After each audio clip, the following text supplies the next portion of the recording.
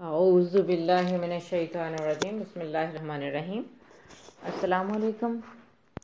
امید کرتی ہوں انشاءاللہ العزیز آپ سب خیریت ہوں گے۔ الحمدللہ میں بھی خیریت سے ہوں۔ دلی دعائیں اللہ رب العزت ہم سب کو دین دنیا اور آخرت کی کامیابی عطا فرمائے۔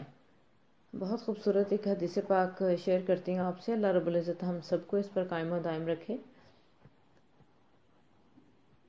حضرت عبداللہ بن مسعود رضی اللہ عنہ سے روایت ہے کہ نبی کریم صلی اللہ علیہ وآلہ وسلم نے فرمایا کہ اللہ تعالیٰ فرماتے ہیں، جو اس حال میں فوت ہوا کہ اللہ کے ساتھ شرک کرتا تھا وہ آگ میں جائے گا، اور جو اس حال میں فوت ہوا کہ اللہ کے ساتھ شرک نہیں کرتا تھا تو وہ جنت میں جائے گا۔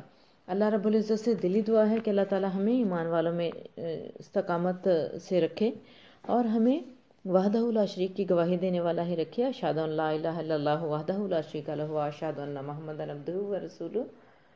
اپنی دعاؤں میں مجھے بھی یاد رکھیے اور اللہ تعالیٰ سے شیطان مردود سے اللہ کی پناہ میں رہیے۔ اجازت چاہوں گی۔